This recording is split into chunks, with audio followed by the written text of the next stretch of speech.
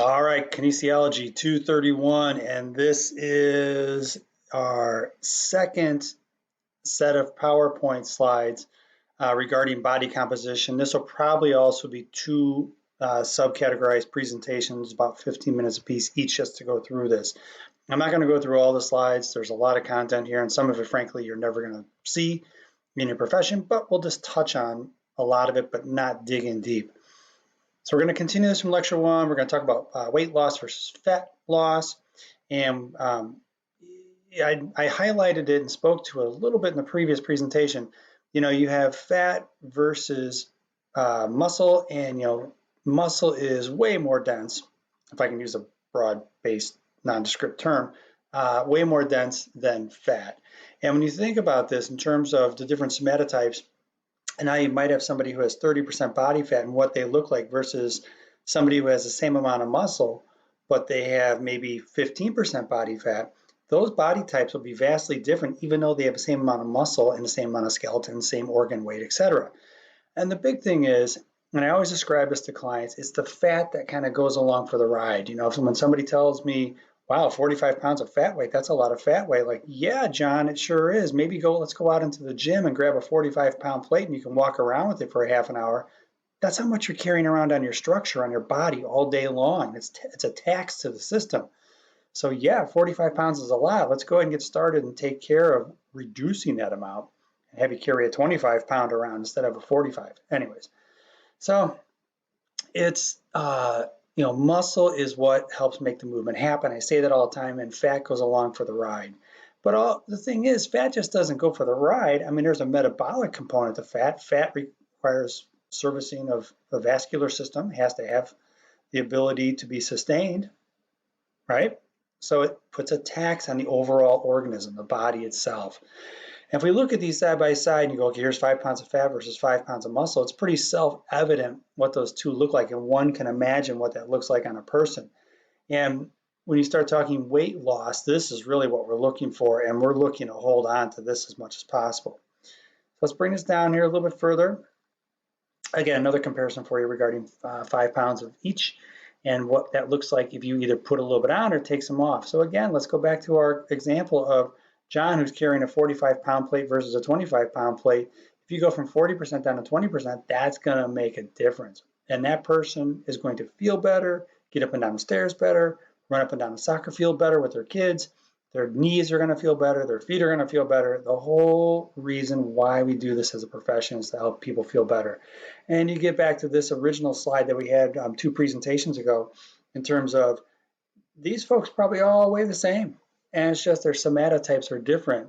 And you look at ways to work with these individuals and kind of not only work with them physically, but also help them understand that here you are, here's your function, or here's your form, and part of your form is how does it function, and we're here to help you with that process to function better and have a more functional life and take some of the tax out of the system and stop straining your system by having excess fat. So evaluating caloric burn, when you look at calories and what it takes for your body to function. If we had you sitting in a semi-reclined position, awake, not asleep, and just resting with eyes open, BMR would be the basal metabolic rate. That is the amount of calories required or needed for you to function at that level. As soon as you turn and put your feet on the floor, that takes us out of basal metabolic rate or BMR and puts you into an additional caloric requirement. So BMR is actually a pretty sizable amount of our caloric requirements every day. And when you look at metabolism per se, and people have a sluggish or slow metabolism, okay, there can be many different functions or factors that go into that as a function. But you got to understand that the big thing is BMR is inherent to each of us, and based on body weight, based on lean muscle mass, based on a number of different functions, and that's our biggest caloric rate. Now, if we look at this in terms of what that looks like between exercise and rest, in terms of how the demands shift, when we're at rest, and you'll probably hear this in other courses, but you know, when you look at our nervous system, you have a rest and digest, and you have a fight and flight. You know, you have a parasympathetic nervous system driven system, and then you have a sympathetic nervous system. When you go from rest and digest to fight and flight, it changes the metabolic requirements. So like at rest, you can see you're in rest and digest. Your organs, are using probably about 25% in terms of metabolism. But when you get into hard exercise or in a fight and flight response where your sympathetic nervous system takes over, it's very low. Now, conversely, when you're in rest and digest mode, the muscular system, pretty darn low. But when you're in a heavy exercise environment, it then increases substantially.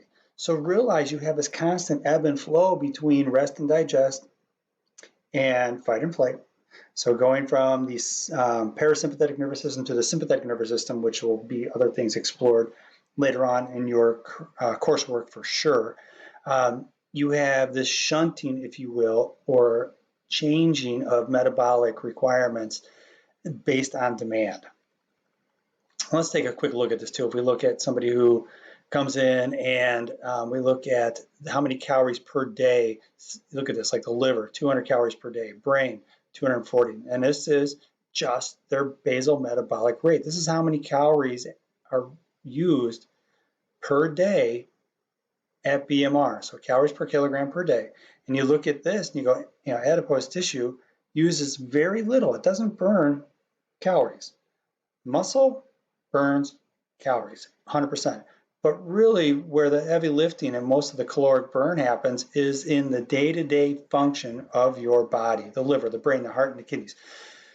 And when we start to work out and we increase metabolic demands on the system, that's when it shifts, and the skeletal muscle then has to pick up some slack, and they ends up burning more calories per kilogram per day.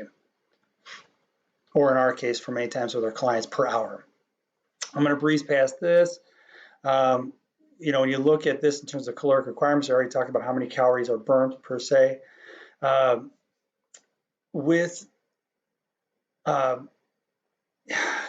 can I want to say this? You're looking at your lean body mass, right? And your lean body mass does a couple things. It allows you to function, allows you to move, but also it processes the stressors that are placed on it, and it redistributes those stressors that are placed on the human organism. It's done through the muscle. It's also done through fascia and other connective tissue. But the thing is, it's the lean body mass that burns calories. It really is. And depending on what energy system you're in, it could be burning fat for energy. It could be burning glycogen for energy. So it just depends in terms of how you deliver your workouts to be able to burn fat as an energy source, not cannibalize your own muscle and go catabolic. So, the notes here in the slides are, look, our big goal is to preserve or increase lean body mass. And that's true, but there's part of it you're just not going to change. You're not going to change the organs. So really what we're left with is lean body mass is how we're going to pack on some muscle. And there's a virtuous cycle here. Once you put on muscle, muscle burns more calories than fat. So as a result, overall, you pack on a little bit of muscle, you get a little bit stronger, you can lift some more weights, but more importantly, even at rest, you have more muscle that's utilizing calories at rest as opposed to fat. So, as we scroll through this and we get into like fat loss versus weight loss, there is a difference, right?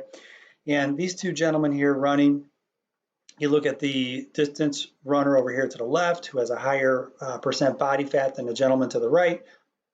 And presumably one can work through the machinations of that and understand that you have different energy systems that are being utilized for each one of these. Now, granted, this gentleman here is probably at or beyond anaerobic threshold for 26 miles, 26.2, whatever, 26.6.